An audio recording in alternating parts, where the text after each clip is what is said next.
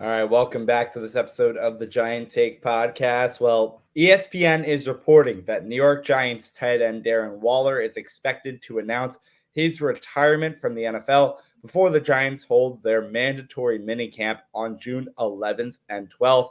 That is next week. So, well, what have we seen from Darren Waller recently? The multi-million-dollar football tight end, not so much a multi-million dollar music recording artist. Recently, he released a video about his.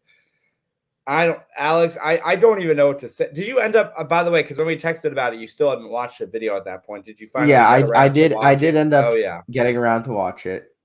I will preface everything that we say with this. Obviously, he's dealing with some stuff personally that's clearly very difficult for him. So we're not trying to make light of that or whatever it may be. And obviously, he's trying to find an outlet for whatever that may, for whatever he's dealing with. So as much as we're, I guess going to be kind of frustrated with him, it's not as much with what he's doing. It's just more the fact that obviously how it impacts the team rather than him personally. I just want to preface that out there because I know a lot of people have been like, yeah, no, I know it's of course for us, but I know a lot of people are like out there just absolutely tearing him apart. And obviously the guy's struggling and going through it. And we know obviously he's had issues in the past. And instead of resorting to those things, he's resorting to this, which I think is a lot better than what he used to do. So I guess big progress on his part there. So you do have to give him a round of applause for that. But in terms of how it's impacting the Giants, obviously from that standpoint, it's very frustrating with this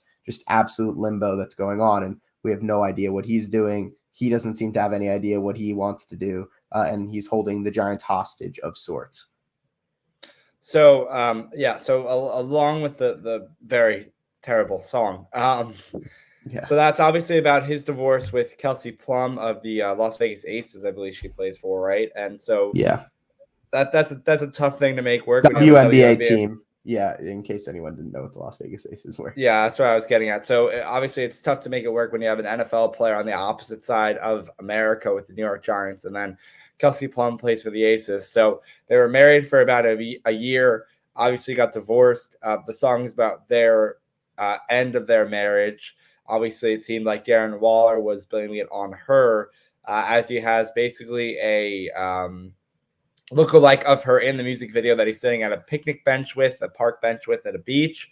The video ends with basically them hugging, and then her figuratively and literally in the music video stabbing him in the back, leaving him dying on this beach side with waves hitting his face. But except that the whole thing is that it's supposed to be like super sentimental and like sad, but you just can't take it seriously because the music is so bad. And also the waves hitting his face in slow motion with his eyes like closing as like the wave hit his. It's really bad. And at first I thought it was a joke, but he's taking it super seriously. And he actually posted another video, Alex, to social media yesterday as we're recording this Tuesday morning on June 4th with more music that he's planning on releasing. So this is full on serious for Darren Waller. But obviously, yes, that he has had drug addiction problems in the past, went to rehab for it.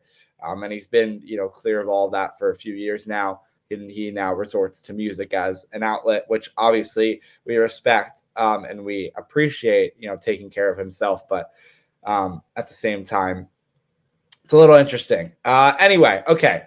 Enough off-field stuff. Let's talk about on-field. So, yes, Darren Waller, you said he hasn't been able to make a decision, but according to Jordan Raanan of ESPN, that decision seems to be made, and he's going to be retiring. He said during an Instagram Live on Friday that he was close to coming to a decision on his football future. Darren Waller is now 31 years old. He's been contemplating retirement this entire offseason, which started in March.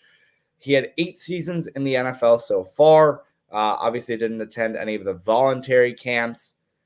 Waller in his 2023-24 season struggled with injuries throughout, which was a reason that, when the Giants traded for him was a worry and a concern.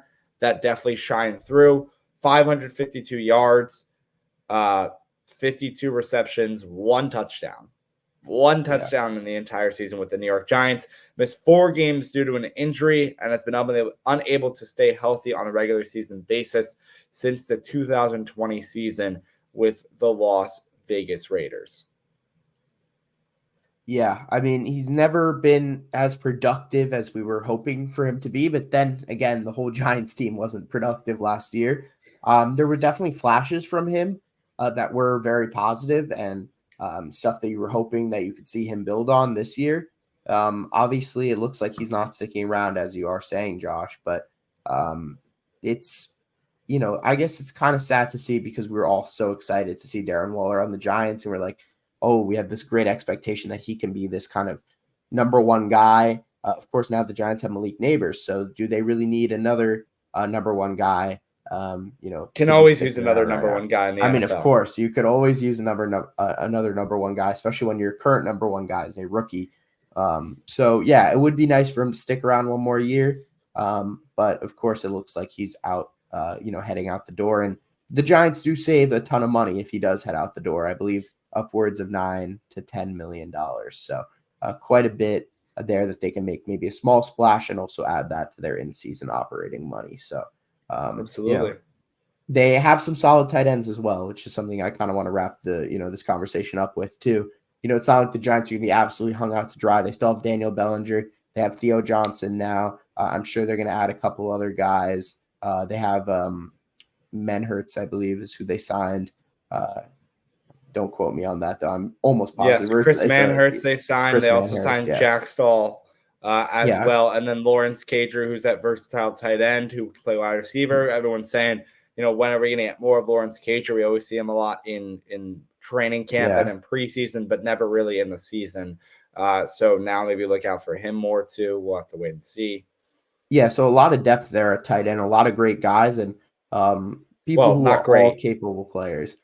I think they're all guys who can contribute. And in my mind, okay, great. Yeah, I would agree with you. Great, maybe he's not where I would say all above acceptable players there. I think Theo Johnson has the potential to be a really good player. I agree with you.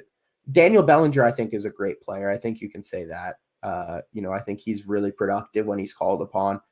Those other guys, maybe not so much, but I think they're productive NFL vets who have been able to make plays and who have blocked effectively, I think is the best compliments you can give them there. But I don't think what I'm trying to say is I don't think Darren Waller leaving is going to be the biggest.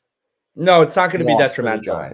And I think if anything, it'll help Theo Johnson's development and kind of expedite that process.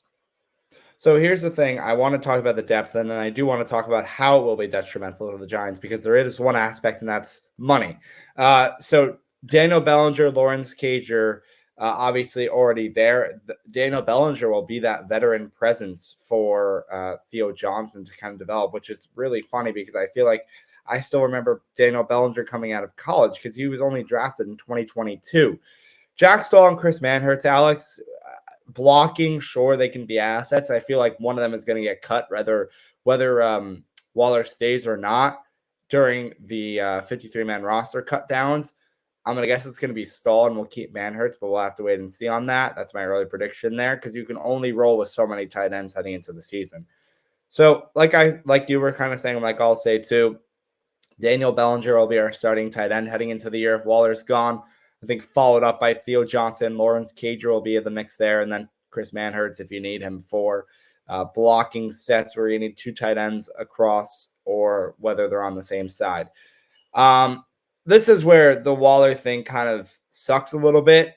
Well, a lot of it is that the Giants traded for him in March of 2023, a year ago, just over that, in exchange for a draft pick.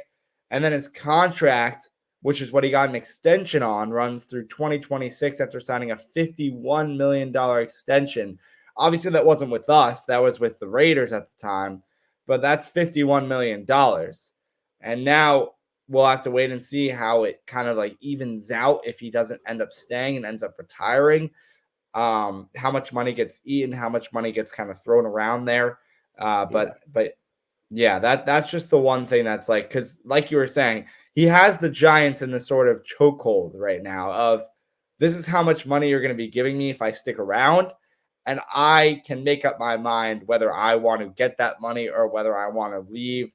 And there's nothing you can do about it Because there isn't. I mean, like, obviously the Giants can try to sway him a certain way, but then what if he comes back and the Giants are like, okay, well, you weren't at our mini camps. You're 31. Your focus right now is not strictly on football. It seems like you got some stuff going on outside your life. So let's even say this. Right now, he's reportedly retiring. Let's just say he doesn't and he comes back.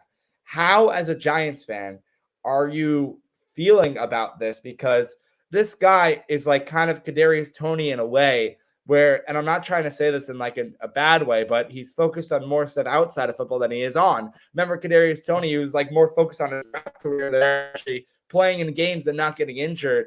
Darren Waller, yes, he's using music as an outlet, but I'm not saying in the same way. It's more he's going through a tough time with a divorce where I don't think if he comes back, he's fully going to be locked in on what he needs to do. So I don't know, Alex. I guess just get your opinion on that. Yeah, I mean, I do know they can cut him with about $3 million of dead money if they really wanted to. Obviously, that's not ideal either. But I thought there was a deadline on that. No, is there no deadline? I don't cut him think anytime. It was more of not a deadline, but they had to wait till June 1st to do it. So now it's okay. That's what it was. June 4th when when we're recording this. So it's been a couple of days and they have not done that. My expectation is they're going to wait for him to make the decision and then make a decision themselves on what they want to do. So that would be interesting to see what if he said. What if he said, I'll come back, and the Giants are like, yeah, no, you won't, and they cut him? Yeah. That would be very interesting. But that again, we're talking about cap hits. It's worse if the Giants cut him than obviously if he retires with how much money they'll eat up because they're going to have to take what they get from cutting him.